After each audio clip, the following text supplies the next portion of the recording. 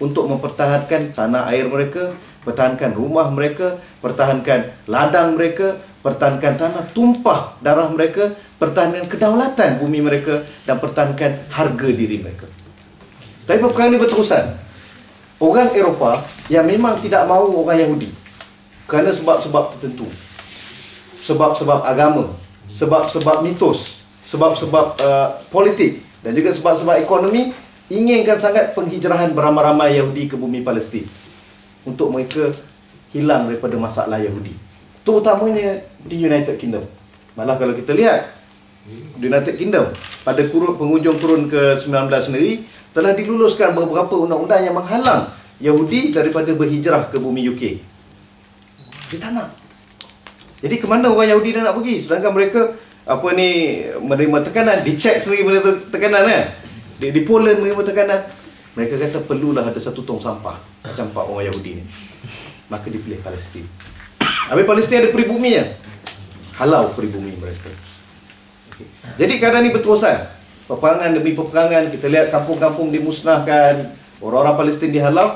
Kemuncaknya pada tahun 1947 apabila UN melihat pertempatan orang Yahudi dah banyak, dia orang mula minta untuk ditubuhkan sebuah negara. Walhal kalau kita lihat di dalam deklarasi Balfour, boleh ikut sekarang ni sekuen yang membenarkan orang Yahudi berhijrah daripada Eropah ke bumi Palestin tadi, mereka tidak dibenarkan menubuhkan negara dan tidak dibenarkan untuk mereka mengancam penduduk pribumi asal. Tapi bagi kuasa Eropah pada waktu itu, kuasa besar, dan bagi gerakan Zionis sendiri, itu tidak ada ertinya. Kita lihat pada tahun 1947 telah diluluskan resolusi UN untuk membentuk sebuah negara Yahudi di bumi Palestin.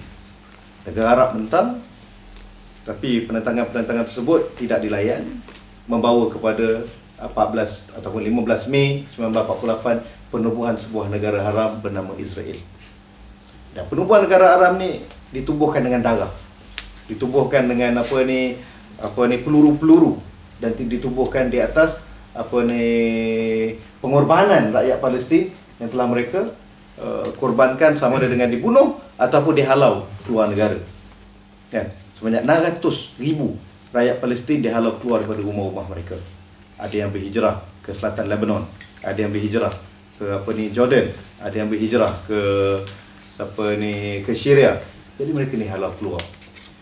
Tidak cukup setakat itu, kita lihat sebenarnya tahun 48 tu ada usaha penentangan peperangan daripada Mesir terutamanya, dan juga Syria, terutama daripada golongan-golongan Ikhwan Muslimin yang telah tekad untuk mempertahankan bumi Palestin, dan sebenarnya isunya lebih besar pada bumi Palestin, iaitu isunya Masjid Al-Aqsa yang merupakan kiblat ketiga umat Islam, masjid ketiga suci umat Islam dan kiblat pertama. Dia tahu itu target mereka, jadi nak pertahankan itu yang pertama, dan keduanya nak pertahankan kehormatan umat Islam. Kan saudara kita dibunuh, saudara kita dihalau, hatta kalau mereka bukan Islam pun kita kena pertahankan, apatah lagi mereka itu saudara seakidah. Malangnya kita lihat tentera-tentera itu sendiri telah dihalang oleh kerajaan-kerajaan negeri masing-masing yang diperintah oleh diktator ataupun diperintah oleh penjajah pada waktu itu. Jadi bermula tahun 1948 bumi Palestin telah dijajah.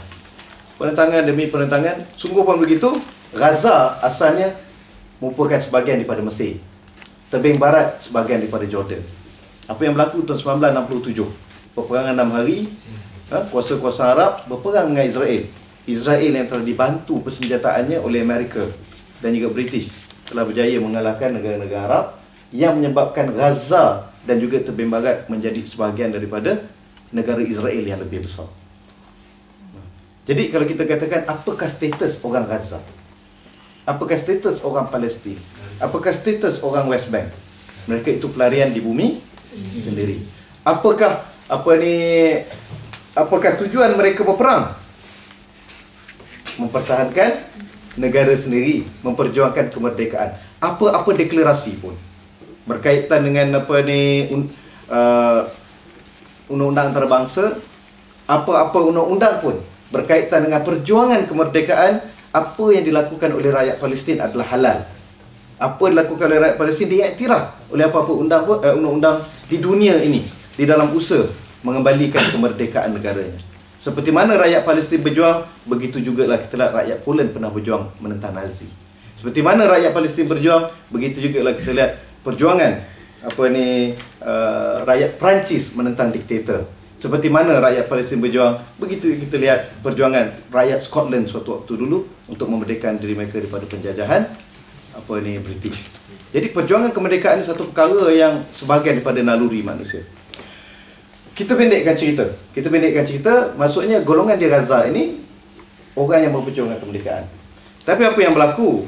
Kita lihat pada tahun 1991, Yasser Arafat yang telah dijanjikan oleh Israel untuk mendapatkan sebuah kerajaan otonomi. Kerajaan otonomi bukan kemerdekaan. Kerajaan otonomi dengan pemerintahan yang terhad.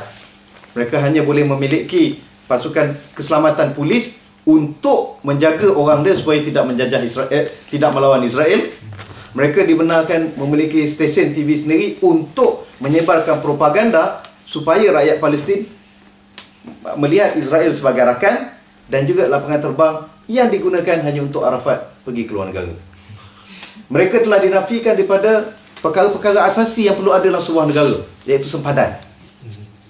Tidak ada sempadan bagi Gaza dan juga West Bank, walaupun kita lihat resolusi 242 UN telah mengatakan Israel wajib menyerahkan Gaza dan West Bank kepada rakyat Palestin selepas tahun 1967. Tapi tidak pernah dipatuhi. Bagi Israel tidak ada undang-undang yang lebih tinggi daripada diri mereka. Tidak ada undang-undang yang boleh mengikat mereka. Lihatlah sepanjang sejarah Israel, tidak ada satu undang-undang pun yang mereka patuhi. Tetapi mereka mewajibkan pihak lawan mematuhi undang-undang untuk maslahat mereka. Itu Israel. Kan? Itu sains tu. Kita lihat selepas tahun 91, orang Palestin melalui Yasser Arafat telah diminta untuk melakukan perjanjian damai, diberikan kerajaan otonomi dengan syarat mereka tidak boleh meneruskan perjuangan kemerdekaan. Tak boleh bicara lagi tentang Israel sebagai sebuah negara Arab, kena iktiraf Israel. Yang pertama. Yang keduanya, mereka tidak dibenarkan ada sempadan. Itu bukan negara. Mereka tidak dibenarkan menguruskan elektrik dan juga air sendiri. Itu di bawah tanggungan Israel. Dan mereka tidak dibenarkan mengadakan hubungan dagang di atas nama Palestin. Mesti melalui Israel. Apakah erti sebuah negara seperti itu? Dan lebih penting, mereka tidak dibenarkan memiliki tentera untuk mengawal rakyat mereka sendiri. Dan lebih penting daripada itu, penempatan. Kawasan perumahan, mereka tidak ada kuasa hanya pada kerajaan Israel.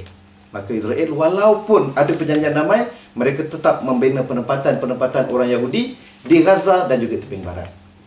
Dan bagi orang-orang Palestin, walaupun ada perjanjian damai dengan Yasser Arafat, mereka hanya dibenarkan tinggal di kawasan-kawasan tertentu, dengan kawasan seluruh tebing barat dan Gaza masih lagi di bawah kekuasaan Israel.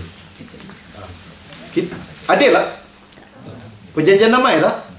Tak. Apakah habuan Yasser Arafat dan juga Fatah dan juga PLO dapat? Banyak sekali. Mereka menjadi kaya raya. Kalau sebelum ini mereka berjuang menentang Israel, kali ini mereka menjadi rakan Israel yang paling rapat kerana diberikan cukai pintu masuk dan cukai barang-barang yang dibawa masuk, dan segala bantuan mestilah melalui mereka. Lalu bagi Yasser Arafat dan rakan-rakannya membina istana-istana di tebing barat, di Gaza dan juga di Perancis, di Switzerland dan juga negara-negara Eropah. Mereka mendapat habuan yang banyak sekali dari hasil menggadaikan prinsip perjuangan.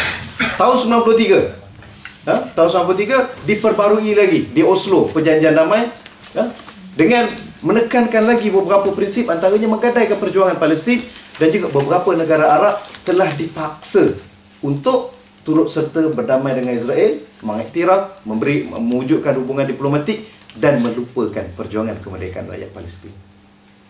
Lebih malang lagi daripada perjanjian Madrid 1991, 1993 perjanjian damai Oslo. Pada tahun 1975 Israel telah diberikan taraf apartheid, rejim apartheid, seperti mana kerajaan South Afrika Selatan. Tetapi oleh kerana perjanjian damai 91 dan juga 93, gelaran rejim apartheid di Israel telah dicabut. Mereka telah menjadi orang baik dan telah berjaya menghalalkan diri mereka di mata dunia